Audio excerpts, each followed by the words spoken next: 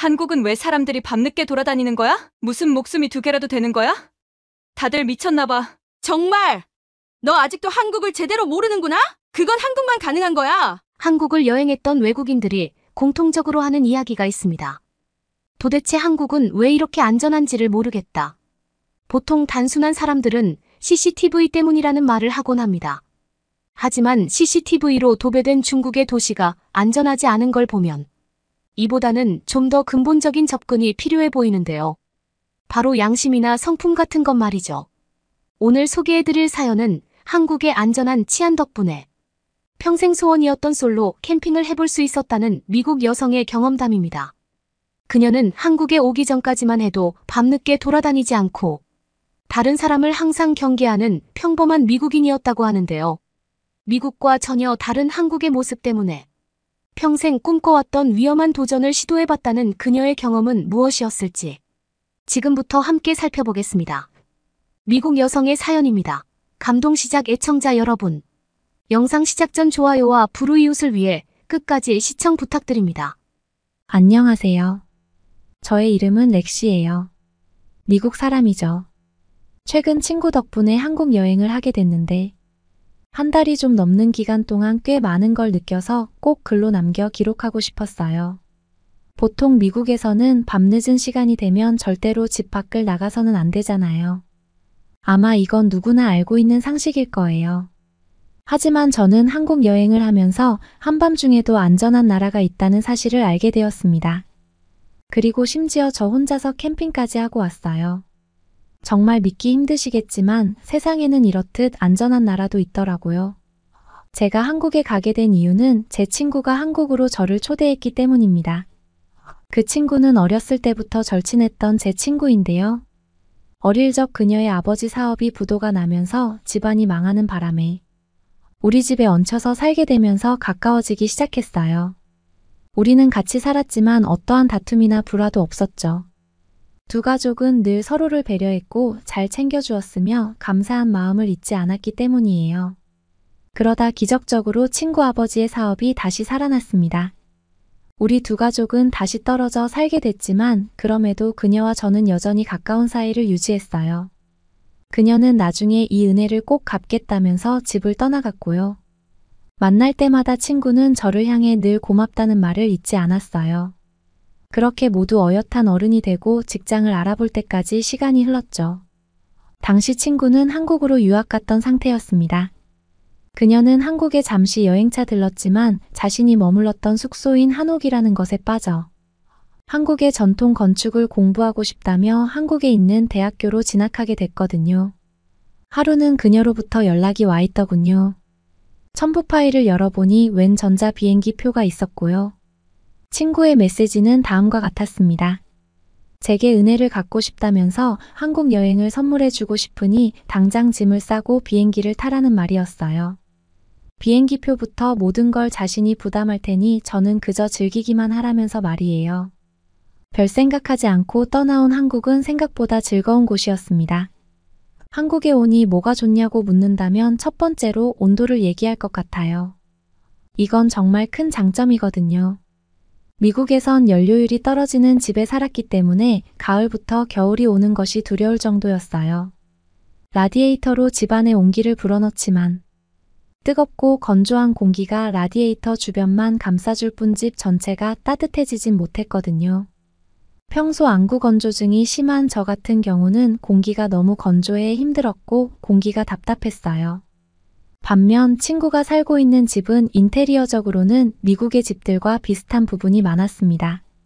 하지만 막상 며칠 동안 살아보니 바닥으로 난방을 한다는 한 가지만으로 미국의 집과는 아주 큰 차이가 있었습니다.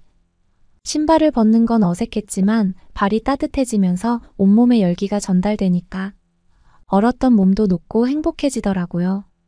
또 횡단보도 시스템이 잘 돼 있어서 그게 좋았던 것 같아요. 미국은 언제나 보행자가 우선이기 때문에 언제 어디에서든 제멋대로 무단횡단을 해서 얼마나 불편한지요. 그래서 그런지 횡단보도 표시도 한국에 비해 희미하고 애매해요. 대충 점선으로 그려진 표식 정도만 있죠. 가뜩이나 도로도 좁고 운전하기 힘든데 사람들이 어디에서 나타날지 모르니 운전할 때마다 신경이 쓰이고 힘들죠. 그런데 친구 차에 타서 한국을 돌아다니는데 사람들이 횡단보도 앞에서 일제히 기다리고 초록불이 돼야 모두 움직였어요. 미국에선 그런 걸 보기 드무니 신기했죠. 그리고 지하 주차장을 보유한 건물이 많은 것도 신기했어요. 미국은 지하에 주차장을 설치한 최신식 건물이 흔치 않기 때문에 대부분 도로가에 주차해야 하거든요. 한국처럼 쭉 뻗은 왕복 10차선 도로 같은 것도 없고 대부분 좁은 2차선 도로인데 그게 마차가 다니던 시절 형성된 길이라 그래요. 차로의 폭도 좁고 그 옆에 붙은 인도 폭도 제멋대로 넓어졌다 좁아졌다가 하죠. 그런데 도로가에 주차까지 하니 운전하는데 불편하기 짝이 없습니다. 하루는 친구도 함께 숙소에서 머무르게 되었는데요. 밤늦은 시각 서로 배가 출출하다는 이야기를 하면서 시간을 보내고 있었어요. 피곤함에 자려고 하는데 갑자기 친구가 자지 말라면서 마스크팩을 건네주더라고요. 한국에서는 자기 전에 마스크팩을 가끔 하는데 이것만 하고 자면 스킨케어를 하지 않아도 피부가 깐 달걀처럼 매끈해진다면서 말이에요. 상상은 안 됐지만 우선 그녀의 말을 믿고 마스크팩을 얼굴에 올렸죠. 30년 가까이 살면서 생전 한 번도 해보지 않았는데 한국에 와서 처음 마스크팩을 했네요. 그러다가 깜빡 잠이 들고 말았어요. 서둘러 침대에서 일어나 이제 떼어내도 괜찮냐고 친구에게 물어보았는데요. 이상하게 대답이 들려오지 않았습니다. 방에도 보이지 않았고요. 얘가 어디 갔나 놀란 마음에 마스크팩을 황급히 떼어낸 후 화장실까지 찾아봤는데 친구가 보이지 않았어요. 입구에 가보니 친구의 신발이 사라져 있었고요. 저는 무서운 마음에 그녀에게 메시지를 보냈지만 답장이 오지 않았고 그녀가 밤늦은 시각 위험하게 어딜 나간 건지 걱정이 돼 도무지 잠을 잘 수가 없었습니다. 그때는 무려 새벽 2시였거든요. 그렇게 10분 정도 흘렀을까요? 애타게 찾았던 친구가 들어왔습니다. 친구 손에는 과자가 양껏 들려 있었고 그녀는 밤에 먹을 야식을 사왔다면서 해맑게 웃어 보였죠. 제게 과자는 눈에 들어오지도 않고 도대체 이 새벽에 마트에 왜 갔다 왔냐면서 그녀의 안부를 걱정했어요. 혹시 무슨 일이라도 일어나면 어떡할 거냐고 말입니다. 그런데 친구가 웃으면서 말하더군요. 한국은 그럴 일이 절대 없다고 말이에요. 마치 이런 게 별거 아니라는 듯이요. 물론 범죄가 일어날 수 있지만 한국 사람들은 이렇게 새벽에 돌아다니는 게 그렇게 이상하지 않다고 태연하게 굴었어요. 심지어 늦게까지 공부하는 학생들도 새벽에 집에 들어간다면서 괜찮다고 오히려 저를 안심시켰죠. 이 새벽에 마트에 갔다 온 것도 수상했는데요. 알고 보니 편의점이 24시간 운영되고 있는 것이었어요. 친구는 편의점이 24시간 내내 운영될 만큼 한국은 밤에 돌아다니는 게 특이하지 않다고 덧붙였습니다. 친구의 말을 듣고 며칠 더 머무르다 보니 한국이 정말 전 세계적 기준에서 안전한 나라라는 생각이 들더라고요. 미국도 치안이 최악인 편은 아니지만 일상적으로 느끼는 위험 수준은 한국보다 좀 더 높은 편이거든요. 유동량이 많고 다양한 사람들이 자유롭게 드나들 수 있는 도심이나 역 근처에 가면 좀도둑이나 소매치기를 쉽게 찾을 수 있습니다. 더 자세히 말하자면 불황자나 불법 이민자 같은 사람들이 접근하기 쉬운 곳들이라는 거죠. 한국에서 카페나 식당에 가면 휴대폰이나 노트북을 두고 자리를 비우는 것도 제게는 충격이었습니다. 한국인들은 아무렇지 않게 물건을 두고 주문을 하러 가거나 화장실을 다녀오는데 미국에서는 절대로 상상할 수가 없는 일이에요. 미국에서 오래 있었던 사람들은 모두 알 것이에요. 심지어 눈앞에 보이는 곳에 가방을 두고 잠깐 주문을 하러 갔다 오는 것에 대해서도 카페 직원이 주의를 줄 정도니까요. 한국은 곳곳에 CCTV가 참 많더라고요. 미국은 안 그래요. CCTV가 있더라도 개인 프라이버시를 매우 중요하게 여기는 곳이라 증거 활용으로 쓰기 위한 절차도 까다롭고 대체로 노후화된 것들이라 성능이 떨어지기도 하고요. 결론적으로 보자면 무슨 일이 생기더라도 범인을 잡을 확률도 낮고 검거되어 봐야 보상받을 가능성도 낮다는 사실이라는 거죠. 스스로 조심하는 것이 최선입니다. 그렇기 때문에 해가 지고 나면 사람이 많지 않은 으슥한 곳을 걷는 일도 피해야 해요. 인적이 드문 공원 같은 곳에선 일반인도 쉽게 강도를 만나곤 하거든요. 심지어 평범한 사람들은 이해가 되지 않는 인종이나 종교적인 문제 같은 것만으로도 공격의 대상이 될 수 있어요. 아무래도 워낙 다양한 배경을 가진 여러 계층의 사람들이 있다 보니 가끔씩은 도저히 이해되지 않는 흉악한 일들도 벌어지곤 합니다. 그래서 현지 미국인들도 번화한 도심에 사는 경우가 아니라면 해가 지고 나서 대체로 집 밖을 잘 나가지 않아요. 한국에 오면 다들 놀랄 겁니다. 저처럼 말이에요. 친구는 제게 한강의 야경을 보여준다는 걸 깜빡했다고 말했어요. 우린 한강에 함께 갔죠. 해가 뜰 때는 날씨가 따뜻했지만 해가 진 후에는 강바람이 불면서 미친 듯이 추워졌습니다. 그때 친구는 한강에 있는 편의점에서 유명한 한강 라면을 먹자고 했어요. 야외에서 먹는 바람에 금방 식긴 했지만 찬바람 부는 겨울에 밖에서 먹는 라면은 정말이지 살면서 먹어본 모든 음식 중에 가장 맛있게 느껴지더군요. 게다가 한강의 야경까지 구경하니 꿀맛이었고요. 그때 친구와 우린 밥도 먹었겠다. 조깅을 하기로 했습니다. 새벽까지 간단히 뛰었는데 강아지를 산책하는 사람부터 아주머니 아저씨 젊은 사람들까지 나이대를 가리지 않고 밤늦은 시간에 조깅하거나 자전거를 타는 사람들이 많이 보여서 좀 놀랐어요. 주변에 사람이 많아서 무섭지도 않았을 뿐더러 새벽 공기를 마시면서 한강을 산책하는 것은 너무나 행복한 경험이었죠. 처음엔 밤에 절대 나가지 않았는데 전 이제 한국의 어두운 하늘을 사랑하게 된 것만 같았어요. 그런데 어떻게 이렇게 늦은 시간까지 사람들이 돌아다닐 수 있는지도 궁금하더라고요. 친구는 이 주변에 사는 사람들은 바쁜 삶을 보내기 때문에 이렇게 늦은 시간에 집에 온 후 잠깐의 여유를 즐기고자 종종 운동을 한다고 했어요. 그걸 어떻게 아냐고 물었더니 가끔 자신도 새벽에 조깅을 하러 나오는데 자주 마주쳐서 친해진 아주머니가 있다고 하더군요. 미국으로 떠나기 전 저는 한국에서 꼭 해보고 싶은 것이 하나 있었습니다. 바로 늦은 밤 캠핑을 해보는 것이었어요. 유튜브를 보다 보면 일상에서 벗어나 텐트에서 하룻밤을 보내는 사람들이 종종 있었는데 그때마다 저는 부러움을 느꼈습니다. 특히 혼자서 캠핑을 하는 사람들이 그렇게 부러울 수가 없었어요. 왜냐하면 그들은 위험을 감수하면서까지 캠핑이라는 그 자체를 즐기고 있었으니까요. 그런데 밤늦은 시간까지 아무렇지 않게 돌아다니는 한국 사람들을 보면서 한국이라면 저도 충분히 시도해 볼 만할 것 같다는 생각이 들었어요. 항상 꿈꿔왔던 캠핑을 한국에서 시작하기로 결심했죠. 아무래도 미국은 환경이 뒷받침되지 않으니까요. 친구에게 이 이야기를 했더니 처음에는 정말 어이없어 했습니다. 갑자기 뜬금없이 무슨 캠핑이냐고 말이죠. 그리고 거기에 당시 한국의 날씨는 겨울이었습니다. 초보자가 캠핑을 하기에는 절대로 쉬운 날씨가 아니었어요. 친구는 저를 위해 방법을 수소문해줬어요. 그런데 의외로 멀지 않은 곳에 겨울에도 이용할 수 있는 캠핑장이 있었습니다. 친구는 시간이 나지 않아서 저 혼자 캠핑을 하게 되었는데 오히려 평생 기억할 만한 추억을 만들고 말았네요. 그리고 오히려 겨울에 하는 캠핑이 마니아들 사이에서는 더 유명하다고 하더라고요. 캠핑 장비가 없어도 캠핑을 할 수 있다는 이야기를 듣고는 그곳으로 가기로 결정했습니다. 아무래도 아무것도 준비되지 않은 제가 갑자기 산이나 강에 가서 캠핑을 할 수는 없으니까요. 캠핑장에 가면 텐트도 빌려주고 여러 가지로 편할 거라고 이야기했습니다. 물론 이마저도 미국이었다면 절대 시도해보지 않았을 거예요. 저 혼자 텐트에서 자고 있다가 무슨 봉변을 당할지 아무도 모르잖아요. 오히려 주변에 사람들이 있다는 사실이 더 위험할 수도 있는 것이었죠. 처음 도전하는 캠핑이라 두려움도 있었지만 너무나 친절한 한국 사람들 덕분에 하나도 걱정이 되지 않았습니다. 아니, 오히려 한국인들 때문에 더 즐거운 캠핑이었어요. 그들은 되려 한국을 여행 중이라고 말하는 절 향해 한국에 와줘서 고맙다며 자신들이 준비해온 음식들을 저에게 나눠주기 바빴습니다. 그리고 제가 도움이 필요해 보이면 말하지 않아도 먼저 와서 도움이 필요하냐고 물어보곤 했죠.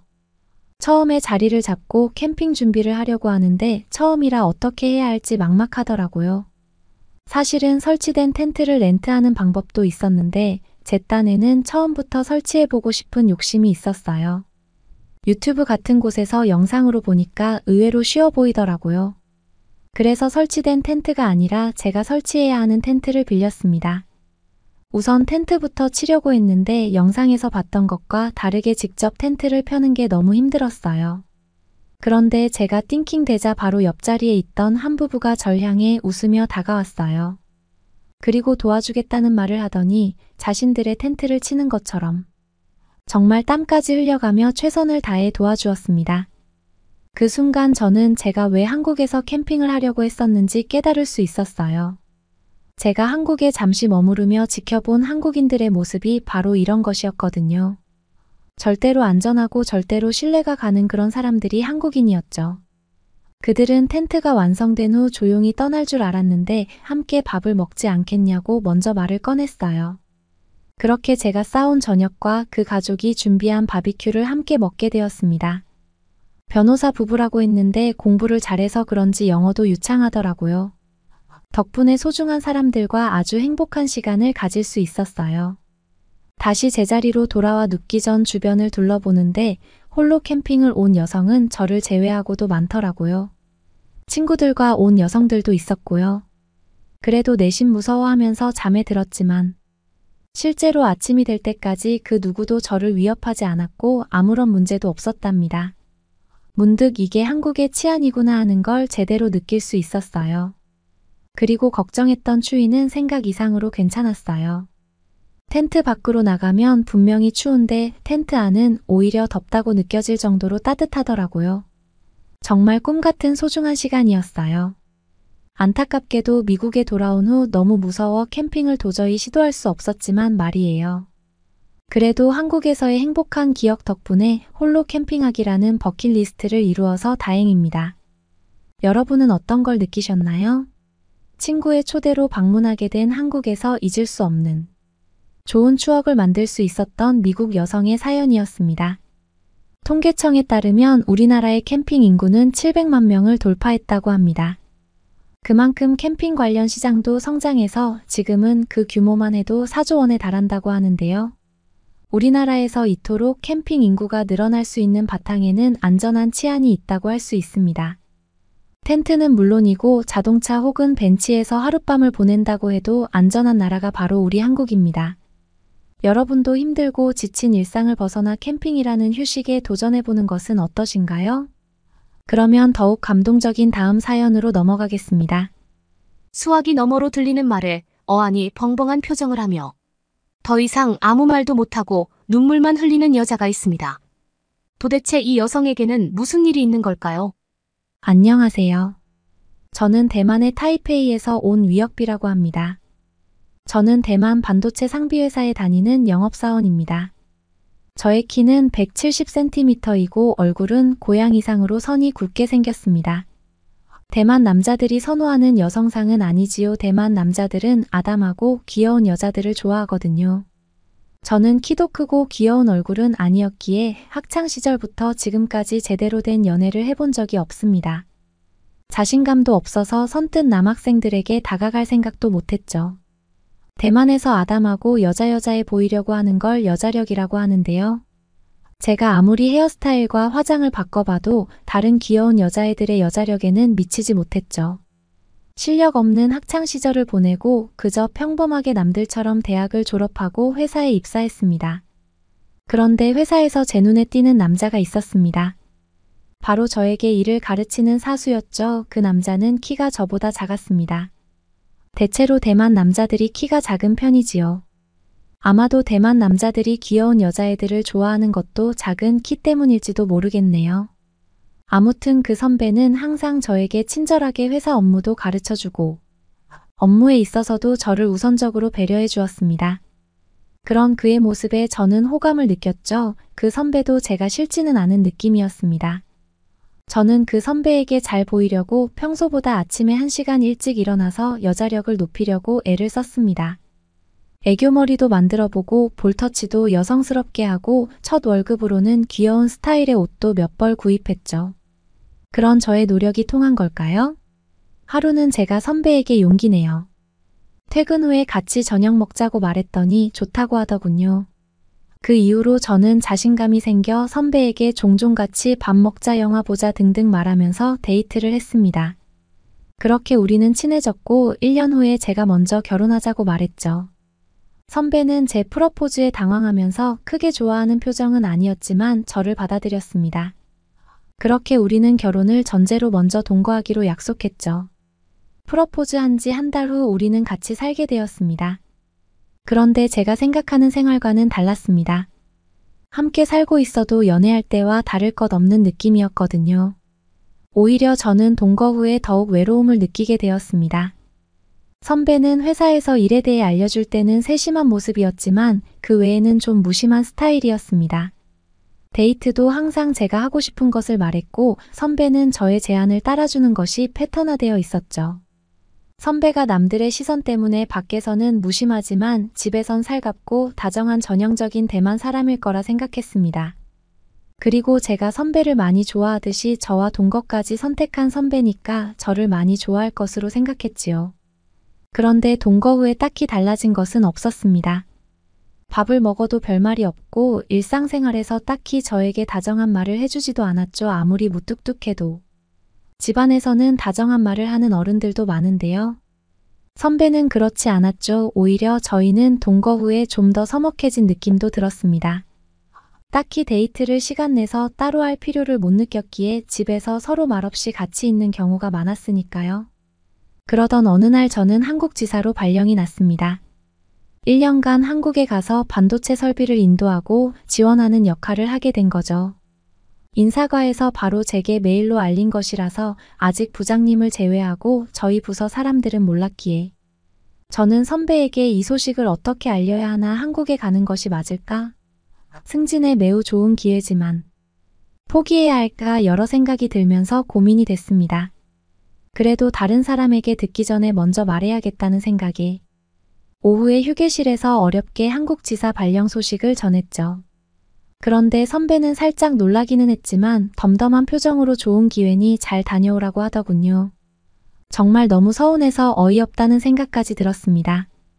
그날 집에 와서도 평소와 다름없이 행동하며 제 한국행에 대해서는 한마디를 그 이유로 안 했기 때문이죠. 그렇게 저는 한 달 뒤에 한국으로 가게 되었습니다. 한국 공항에 도착하면서부터 화려하면서 세련된 인테리어로 인해 활기찬 기운이 느껴졌습니다. 뭔가 좋은 일들이 생길 것 같은 기분이 들었죠. 한국에 와서 처음 한 달은 일도 많고 복잡하게 머리를 써야 하는 일들이 있었기에 체력적으로 힘들고 한국 지사의 분위기에 적응하느라 어려움도 많았습니다. 매일매일 긴장 상태로 출근해서 바쁘게 업무를 마치고 집에 오면 지쳐서 바로 잠들었기에 선배랑 연락도 잘못했죠. 눈에서 멀어지면 마음이 멀어진다는 말이 이런 말인가라는 생각이 들기도 했습니다. 사실 대만 남자들은 보통 세심하거나 다정한 구석이 없어서 전화를 많이 하지 않습니다. 선배도 역시나 그랬죠. 버스나 지하철 등 공공시설에서 전화하는 것도 다른 사람에게 피해를 주는 것으로 생각해서 통화를 거의 안 하고 혹시나 일하는 중에 전화를 받는 것도 조심스러워 하거든요. 그러다 보니 한 달에 서로 통화를 한 게 한두 번 정도네요. 그러던 어느 날 선배에게 전화가 왔죠. 저는 무척 놀라면서 반가운 마음에 받았습니다. 그런데 제게 헤어지자고 하더군요. 이상형의 여성을 만났다는 겁니다. 마음이 멀어진 건 느껴졌지만 전혀 생각하지 못했던 상황이었기에 어떤 대답도 못하고 끊었습니다. 그저 눈물만 계속 흘렀죠. 제가 아무 말 없이 전화를 끊자 선배는 메시지로 자신의 이야기를 하더군요. 헤어지는 것에 동의한 것으로 알겠다면서 이제 제게 더 이상 연락하지 않겠다며 자신의 얘기만 하더군요. 저에 대한 걱정도 없이 일방적으로 헤어지자는 사람은 잡아도 소용없다는 것을 알기에 어떤 대답도 하지 않았습니다. 이미 헤어진 사이가 되었으니까 저는 저의 외모에 대해 어려서부터 자신이 없었기에 역시나 선배도 저보다 여자력이 더 강한 여성에게 끌렸겠지라는 생각을 했습니다.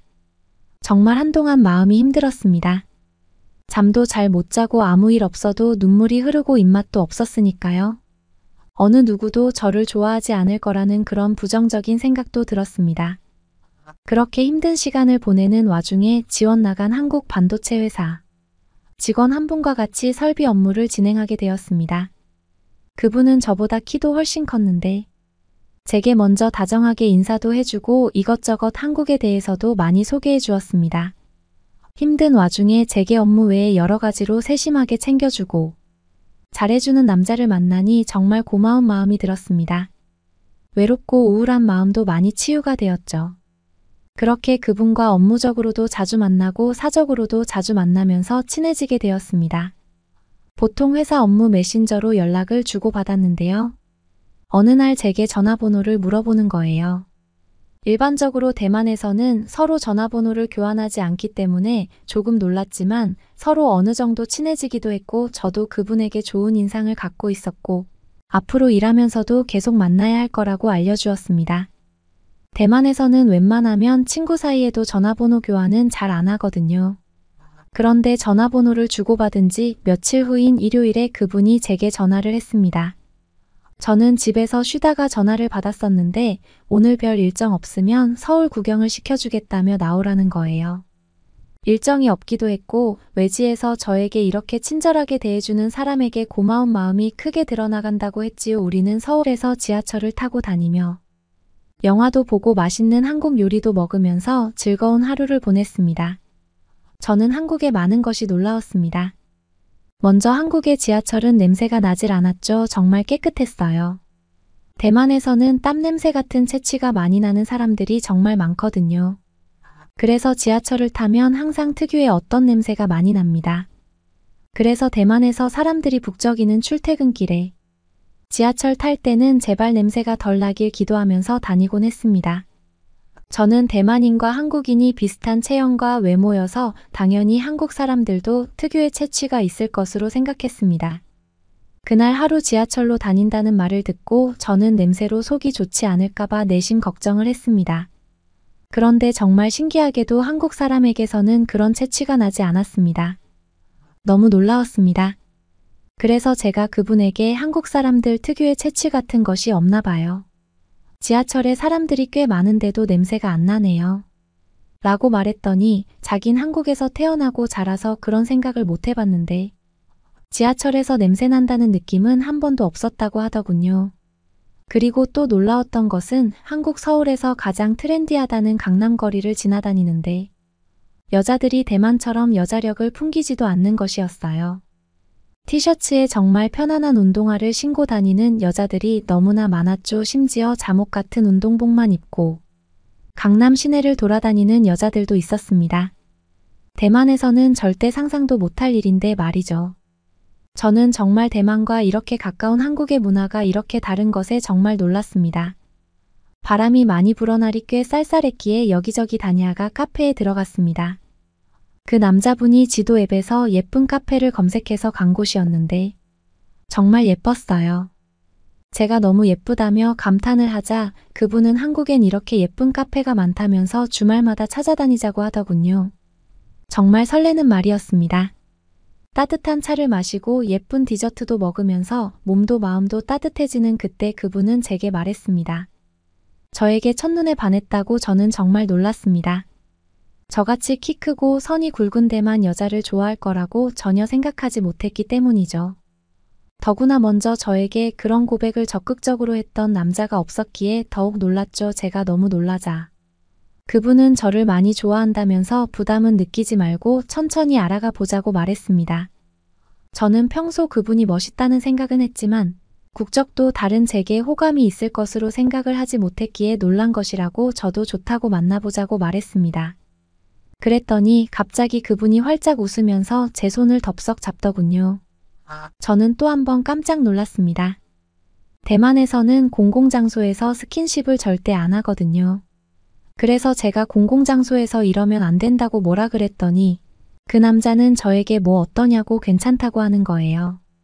그렇게 우리는 그날 저녁 내내 손을 잡고 다녔습니다. 심지어 헤어지기 전에는 집 앞에서 저를 안아주기도 했죠. 그것도 너무 당황스러웠지만 여긴 한국이니까라고 생각하면서 가만히 있었죠. 그 후로도 그 남자와의 데이트는 매일매일이 정말 당황스러운 일들이 많았지만 모든 것이 너무도 재미있고 좋았습니다. 밥 먹을 때도 밥값도 계속 내주는 거예요. 대만에서는 각자의 밥값은 각자 내는 것이 일반적이기에 저는 너무 부담스럽고 미안해서 제가 내겠다고 몇 번이나 말했지만 제게 다 해주고 싶다면서 한국에서는 내고 싶은 사람이 내는 것이 일반적이라면서 신경 쓰지 말라고 말하더군요. 한 번은 제 생일에 그 남자가 제게 머리끝부터 발끝까지 선물해 주겠다면서 옷도 사고 미용실도 데리고 갔지요. 몸에 살짝 달라붙는 멋진 스트라이프 원피스를 사주었고 미용실에 가서 옷에 어울리게 염색과 파머도 했어요. 저는 생일이 이렇게 행복한 적이 있었나 라는 생각이 들면서 무척 행복했습니다. 정말 사랑받는 느낌이 들었거든요. 미용실에서 지루한 시간을 보내는 내내 그 남자는 웃긴 제 모습을 사진 찍으면서 여러 재미난 이야기도 해주었습니다. 그 남자와 데이트를 자주 하다 보니 이제 이런 상황이 싫지만은 않더군요. 그 남자의 다정한 마음과 사랑을 느낄 수 있어서 오히려 좋은 느낌이 들었어요. 그런데 그렇게 그 남자와 미용실을 나가서 길거리를 걷는데 지나가는 몇몇 남자들이 저를 보는 것 같았어요. 그 남자는 앞으로는 이쁘게 하고 다니면 안 되겠다고 말하면서 오늘은 생일이니까 남성들의 시선을 즐기라고 하더군요. 저는 왜 한국 남자들이 저를 보는지 몰랐는데 그 남자는 한국 남자들은 키 큰 여자들도 좋아한다고 하더라고요. 꾸민 저의 모습이 여자력이 높은 것은 아니었지만 한국에서 여자력은 별로 중요하지 않다는 게 느껴지는 순간이었습니다. 한 번은 한국에 와서 일만 하느라 한국 여행은 못 해봤을 테니 그 남자가 한국 여행을 하자고 했습니다. 제가 1년의 근무 기간도 끝나가고 있어서 대만으로 복귀해야 하는 시기가 가까워지고 있었죠. 제가 업무 마무리하느라 정신이 없으니까 제가 하는 일을 쉽게 마무리할 수 있도록 많은 일들을 저에게 맞추어서 야근까지 하면서 도와주었고 심지어 저도 모르는 사이에 한국 여행 숙소와 여행 일정 등을 다 준비해 두었더라고요. 그렇게 적극적으로 일을 도와주고 힘든 일들을 의젓하게 처리해 나가고 심지어 여행 준비도 해주는 모습은 정말 믿음직스러웠고 한국 남자에게만 있는 매력이라고 생각했습니다. 한국 드라마에서 보여지는 모습들이 거짓이 아니었구나 라는 생각을 많이 하게 되었습니다. 일을 모두 마친 주말에 그 남자는 동해의 멋진 바다를 보여주겠다고 했죠. 자동차를 타고 고속도로를 타고 가는데 일을 마치고 교회로 나와서 그런지 한국의 고속도로는 정말 넓고 시원한 느낌이 들더군요. 도로가 왕복 6차선은 되는 것 같았는데요. 가는 동안 크루즈 기능을 켜고 편안히 운전할 수 있을 정도로 한적했지요. 처음에 저는 몹시 불안했어요. 한 번은 고속도로가 대부분 왕복 2차선이라서 좁고 고속도로에 버스 정류장도 있고 이륜차가 다니는 고속도로도 있어서 갑작스러운 정차나 돌발 상황이 많기 때문에 항상 조심해야 하거든요. 그래서 저에게 고속도로는 그다지 편안한 공간은 아니었어요. 하지만 그 남자가 자신이 주의하겠다고 안심시키기도 했고 고속도로 대부분 넓고 고든 길이었기에 안심되었습니다. 새로운 경험이었습니다. 중간에 휴게소도 들렀는데 휴게소에 사람도 많았지만 쇼핑센터같이 크고 즐길 거리들이 많아서 놀랐습니다.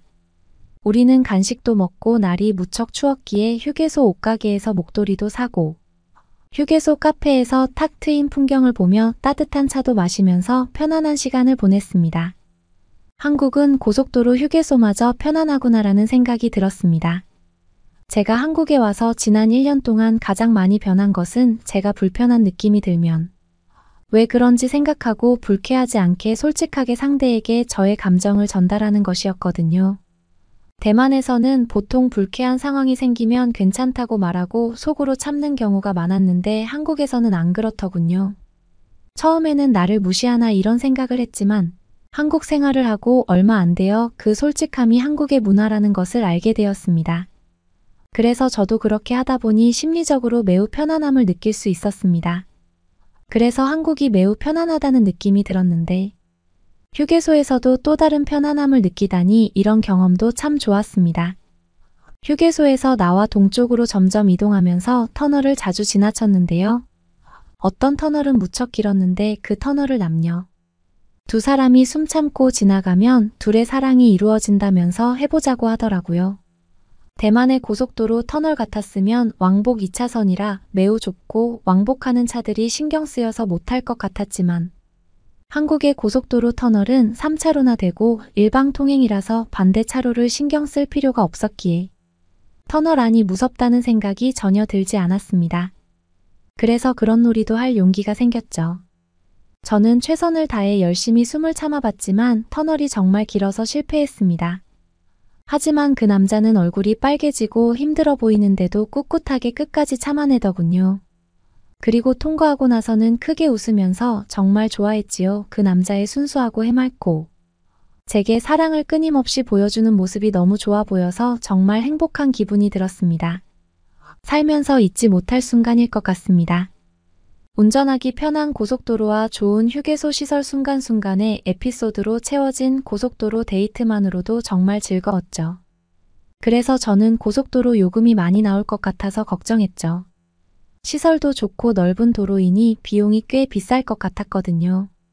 그런데 고속도로를 통과하면서 나오는 요금이 대만보다 훨씬 저렴해서 또 한 번 놀랐습니다.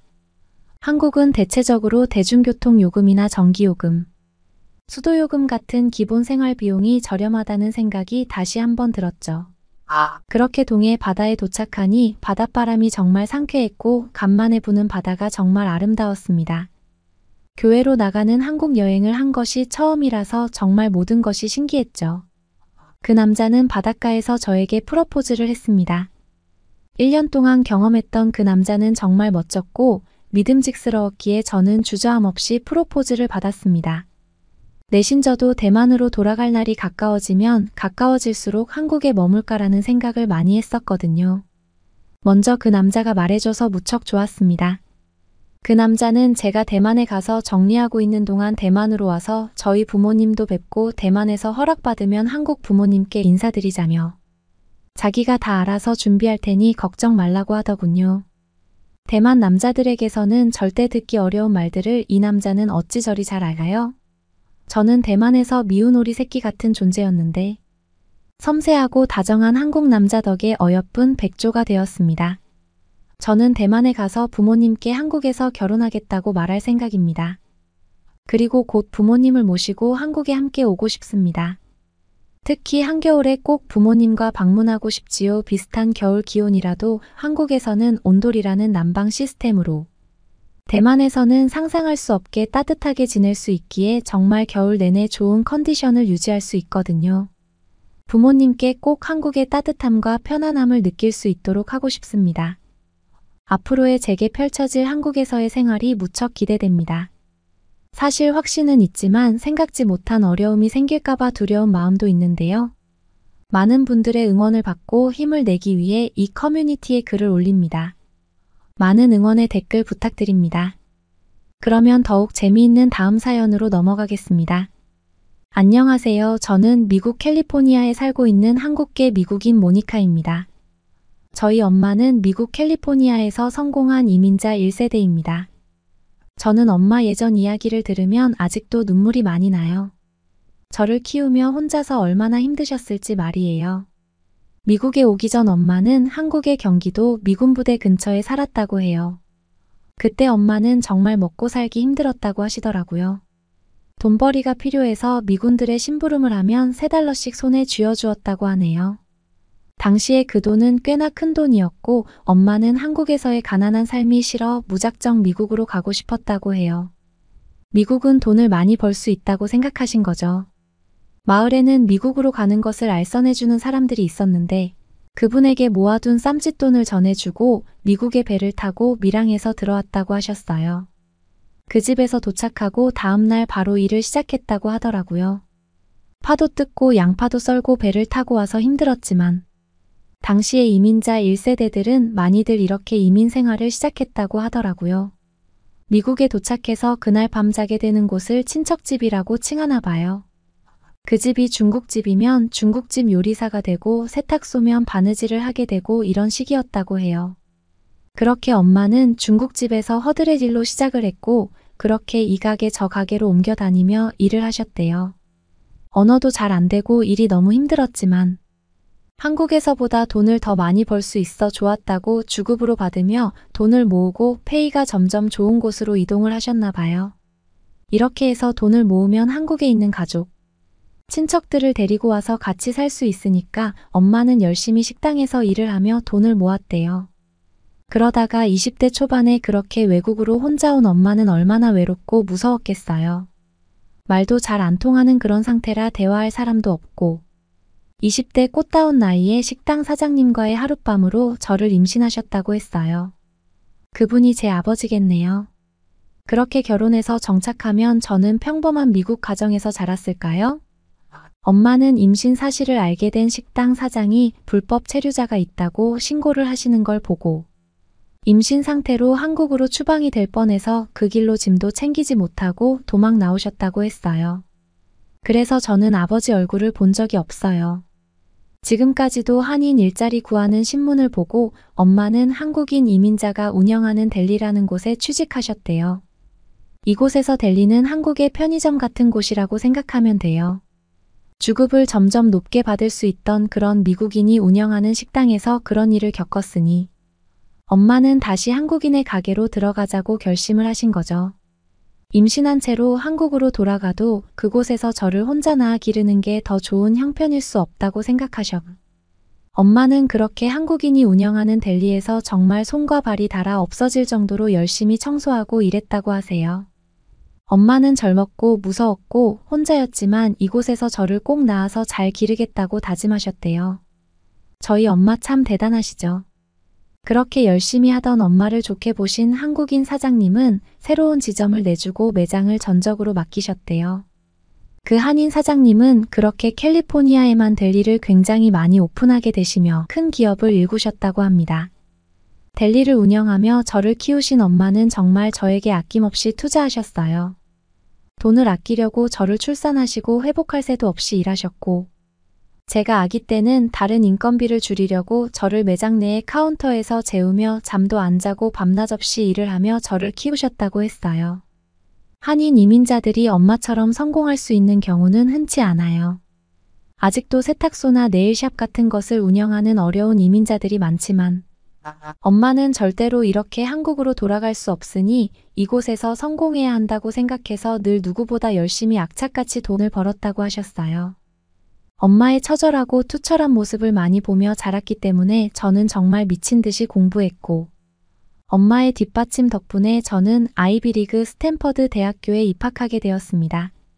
엄마는 제가 꼭 의사가 되길 바라시며 미국에서 가장 많은 의사를 배출한 스탠퍼드대에 들어갈 수 있도록 많은 지원을 해주셨어요.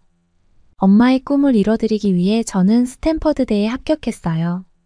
하지만 스탠퍼드대 자체가 학업 난이도가 매우 높은 곳이라서 처음 입학 후에 너무 힘들었어요. 이곳은 지역이 날씨도 우중충하고 과도한 학업 때문에 학생들 자살률이 굉장히 높아요. 오죽하면 학교 다리에서 투신하는 학생들이 많아 다리에 높은 철망을 둘렀을까요? 지금 현재는 다리 밑에 와이어망을 설치해서 누군가 떨어지면 바로 알 수 있어요. 그 정도로 이곳 학생들은 많은 우울증에 시달리고 있어요. 그래서 학교 내에는 심리치료사들이 포진해 있고 반드시 운동과 휴식을 병행해야 학부를 마무리할 수 있다는 것을 다들 잘 알고 있어요. 운동과 병행해서 저는 동아리 활동도 적극적으로 참여하기로 했어요. 저는 혼혈이기 때문에 캘리포니아에서는 안 당해본 인종차별이 없어요. 원숭이 흉내나 눈을 찢는 듯한 행동과 백인 여성들 사이에선 제가 지나가면 코를 막는 행동이나 이런 제스처를 많이 당해봤지만 더 힘든 건 저는 이곳 아닌 사회에서조차 한국인도 아니고 미국인도 아닌 또 다른 인종처럼 보인다는 것이 학창시절 저를 아주 힘들게 했어요. 양쪽에서 다 배척을 받은 거죠. 그래서 저는 더 성공하기 위해 열심히 공부하기도 했던 것 같아요. 정체성에 대해 많이 괴로워할 때 역사와 전통, 너의 뿌리를 공부해보는 것이 좋겠다는 조언에 저는 역사학 강의도 듣게 되었어요.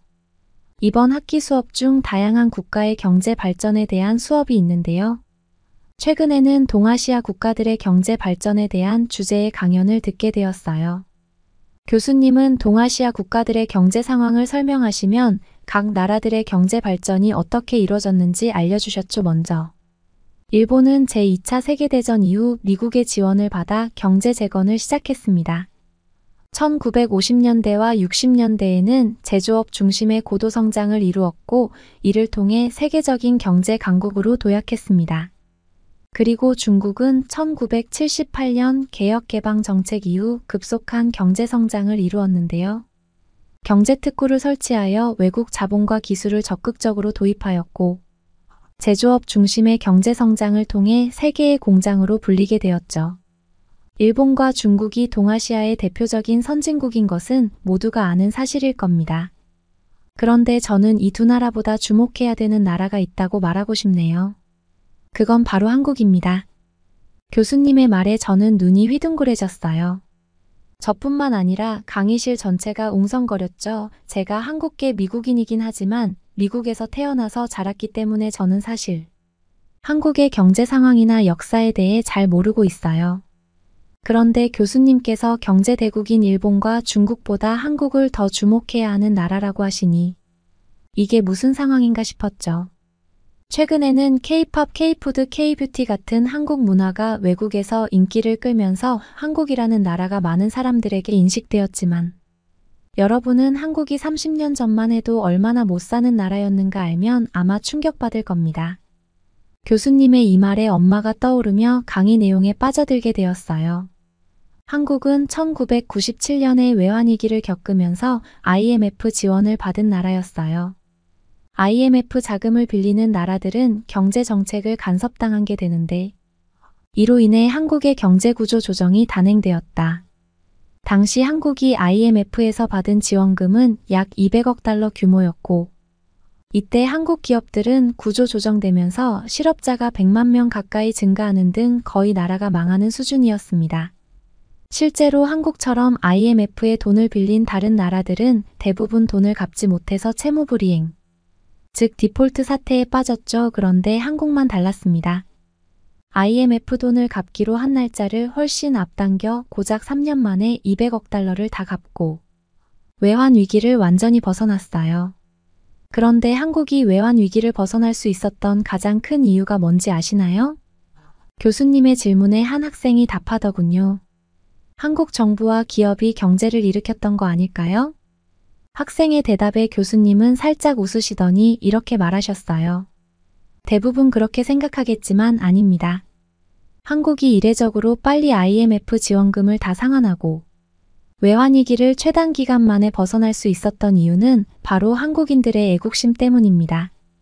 1997년 외환위기를 맞은 후 한국에서는 특별한 운동이 시작되었는데요. 바로 금 모으기 운동입니다. 금 모으기 운동은 금융위기를 벗어나기 위해 전 국민이 힘을 모아 IMF에 빌린 지원금을 갚자는 운동이었습니다. 자신의 나라를 위해 개인이 가지고 있는 금을 기부한다는 게 과연 가능할까, 얼마나 모을 수 있을까 싶은데 한국에서는 금 모으기 운동을 시작한 후 국민 349만 명이 참여해서 25톤 금을 모았어요. 그것도 단 2달 만에 말이죠. 금융위기를 극복하기 위해 한국인들은 아이 어른 할 거 없이 모두가 하나가 되어 국가 부도를 막기 위해 노력했고 결국 한국은 국민들의 손으로 국가를 금융위기에서 벗어나게 할 수 있었던 겁니다. 한국이 경제위기에 빠져 국가 부도가 날 뻔한 게 30년도 되지 않았다니 여러분은 믿을 수 있겠나요? 아마 한국인들은 DNA 애국심이 새겨져 있을 거예요. 그렇지 않고 서는 한국인들의 애국심은 설명이 안 되니까요. 또한 2007년 충청남도 태안군에서 발생한 선박 충돌로 다량의 기름이 바다로 유출되는 최대의 해양 오염 사고가 있었는데 8천여 헥타르가 원유에 오염돼 어패류가 떼죽음을 당했으며 짙은 기름때가 형성되어 심각한 피해를 입은 일이 발생했을 때 국민들이 자발적으로 힘을 모아 123만여 명의 봉사자가 손길 하나하나 모아 불가능할 것 같던 기적을 만들어낸 사실이 있습니다. 당시에 이 피해 복구는 빠르면 10년에서 길게는 30년까지도 걸린다고 예상했었죠. 하지만 한국인의 애국심은 여기에서 또 진가를 발휘하게 됩니다. 무려 123만 명의 국민들이 태안 앞바다에 자발적으로 모여 기름을 손수 닦아 1년 만에 복구가 되었습니다. 이는 해양재난 분야에서는 전 세계적으로 전무후무한 복원 사례이며 2022년 11월 유네스코 세계기록유산에 등재된 일이 있습니다. 이런 피해를 다른 나라에서 입었다면 어땠을까요?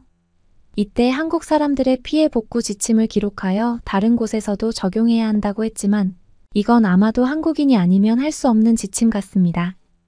금 모으기 운동과 마찬가지로 이는 국민 모두가 자발적으로 나서서 부족한 보호장구를 돌려쓰고 헌옷 등을 기름을 닦는데 사용하는 등 서로서로 힘을 모아서 이룬 결과입니다. 이건 국가가 나서서 모니카할 수 없는 행동이었다고 생각합니다. 그때였어요. 강의실에서 수업을 듣고 있던 한 여학생이 갑자기 손을 들더니 교수님의 말에 반박하기 시작했습니다. 교수님, 저는 한국인으로서 교수님의 의견에 동의하지 않습니다. 교수님께서는 한국인들이 애국심이 강하다고 말씀하셨는데 그건 교수님이 한국인들을 잘못 보고 하신 말씀인 것 같아요. 교수님이 말씀하신 것처럼 한국은 1997년 당시 국가 부도위기에 놓였었는데 애국심으로 국가를 위해 금을 모았다고 하셨지만 실상은 한국 정부에서 국민들에게 강제적으로 금을 빼앗았습니다.